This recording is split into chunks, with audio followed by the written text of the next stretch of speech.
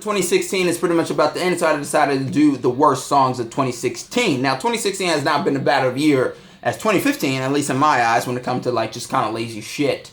But it has definitely had a little bit of a mess when it came to some of the songs. Now, the music industry tends to have good songs. They tend to have bad songs, especially in this year. They tend to have hit songs that really are bad songs. But then again, that's the music industry. It tends to go up, but then sometimes it goes down like a very, very sliding slope. So let's talk about 2016. And before we get to this, some of this rankings kind of based off of music video with song, just in general, or just a music video, whatever it may be, or just wherever I want to put this shit. So either way, if you get pissed off, that's on you. Make your own damn list, and then we can all complain. So let's get to this thing right now. It's about 11, maybe 14. Some of them get tied up. Anyways, number 11 is pretty much Fade by Kanye West. Now, Fade is not necessarily a bad song. Everybody remembers when Fade pretty much debuted it. Everybody remembers Teyana Taylor shaking ass, you know. But the thing about Fade is that, as I said, it's not a bad song, and that's why it's at this number. It's essentially a music video that is accompanied by a song. The problem is that the song is essentially worthless without the video. It's the essential equivalent to Anaconda, which was pretty much last year, and that's the simple truth. Anaconda is a pretty shitty song, but with the music video, it is great. But you take it away, then it's a pretty average or mediocre song, and that's the same thing about Fade. Now, Fade, the only reason you even pay attention is because Teyana Taylor's sweating and shaking tight ass. That's the only reason you even put your dick in your hand and fucking start clapping it up at night. You know, that's the only real reason until, you know, her boyfriend or husband, whatever you want to call it, pops up and then she starts turning like a cat. But that's the only real reason. Without the fucking music video, this song is essentially worthless, and then it's nothing more than just, you know, some type of weird Yeezus crap. But then that's just my thought just to begin with. Now, number 10 is pretty much MILF Money. Now, MILF Money by Fergie. I'll put the links in some of these things up, whatever it may be. MILF Money is a very interesting type of thing. Now, I don't know what Fergie's plan was, except to maybe show that MILFs can kind of still sell stuff. You know, they're still worth money. They can still do what they thing, you know, do their own thing or whatever it may be. And I'm just like, what are you coming from when it comes to some of this? Because to me, everybody knows MILFs are pretty much hot. Everybody knows MILFs can really do well. Cougars are hot, whatever it may be. People have access to porn. People are constantly looking at MILFs. You know, people know this shit. So I don't know what kind of like revelation she was trying to prove here.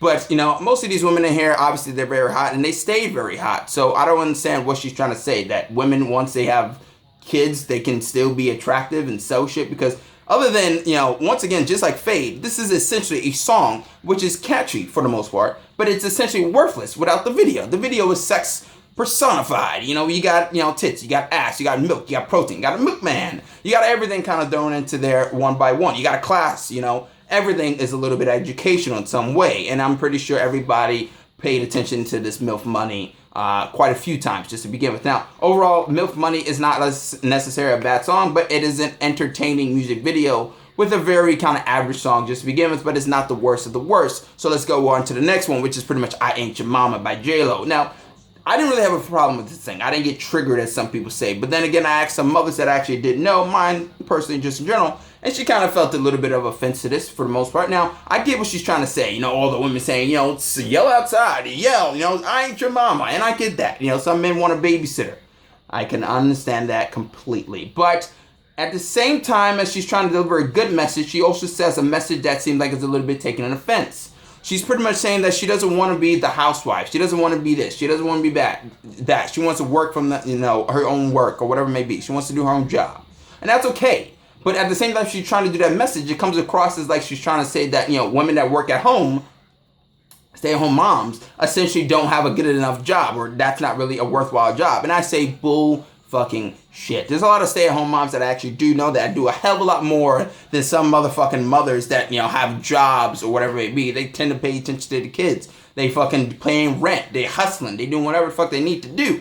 And look, you can say this is a feminist song, whatever you want to be. And granted, J-Lo is hotter than fucking Sun, but that doesn't really change anything. This is essentially another song that is pretty much defined by the video. You check out the video, I Ain't Your Mom just sounds a very cheesy crap written by Meghan Trainor, which pretty much sums up exactly why this song is what it is. So let's go on to the next one, which is pretty much California by Childish Gambino. Now, I don't give a fuck about you or your fanboy crushes or Childish Gambino, and I like the guy. I like Donald Glover, I like, you know, Atlanta, I love all that shit, but let's be real here.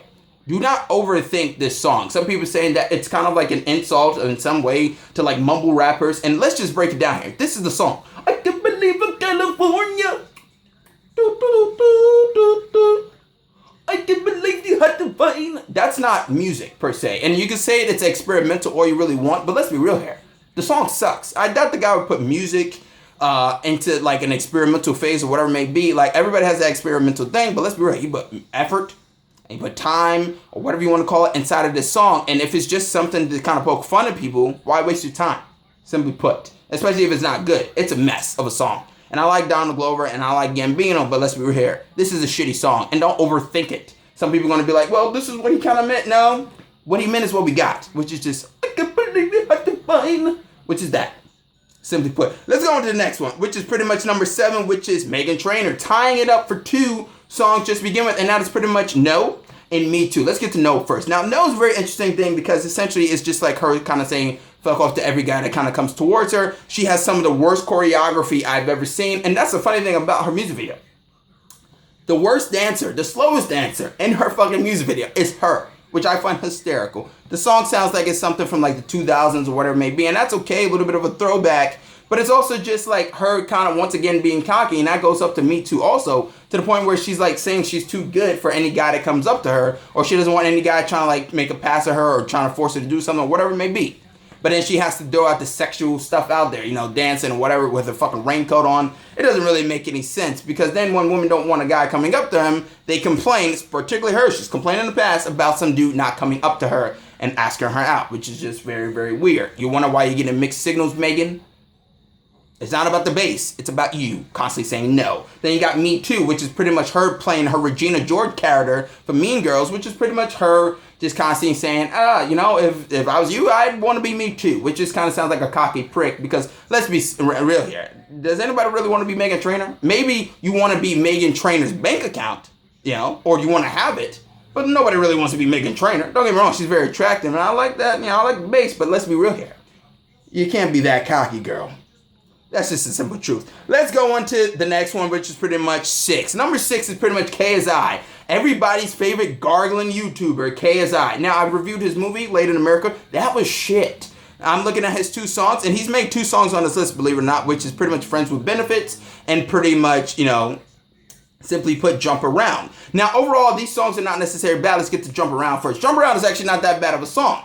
The best parts of Jump Around is a song that he actually stole from. Simply put, the guy fucking took some shit from a song that was already popular and then he added his own spin to it. And the same thing with Friends with Benefits. I'm not a rapper. I don't know about flows and bars and shit, but I can tell you right now, KSI does not have a good flow of a voice. The guy sounds like Grover gargling meth rocks. And that's the simple truth. Whether you want to admit it or not, that is a simple case. He does not have an easy voice to listen to and he needs to work on how his voice kind of sounds when it's going through some of the fucking words. It just sounds very, very painful, and it's painful enough to hear him act. Now it's painful enough to hear him rap. I don't even know what else he's gonna do next. I'm worried, you know. I'm worried that this guy's gonna run for president, and we're not even gonna understand a single fucking word he says. But either way, let's go to number 5. Number 5 is Black Beetle.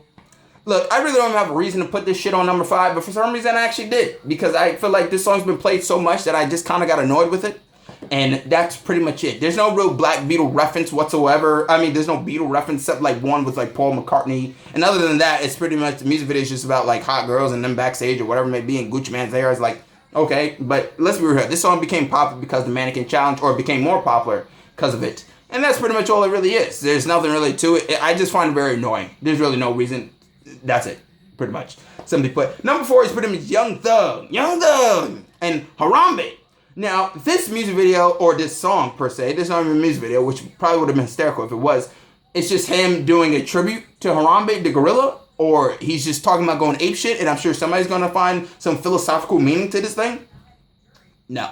Motherfucker sound like he's doing a Louis Armstrong impression, and even more than that, it sounds like somebody's strangling him. The dude sound like he needs a fucking cough drop, and I don't even know where exactly is this doing. Some people say, this is a fitting tribute to Harambe. Who? The Tupac of gorillas? Nobody gives a shit about the damn gorilla. He's dead. The jokes are done. It's not funny anymore. And the song, even though I will give them the props, it's not completely terrible. It did exactly what it was meant to be, which is pretty much get people to click on the fucking video or the song, whatever it may be, and therefore that is what it is. And that's Harambe. Not terrible, but it just sounds like he's fucking yelling and then he's trying to do his Louis Armstrong impression. That's all that it really is, just to begin with. Number 3, Panda. Now, Designer is not completely terrible. Why anybody would want to sound like Future, some people say, I don't know.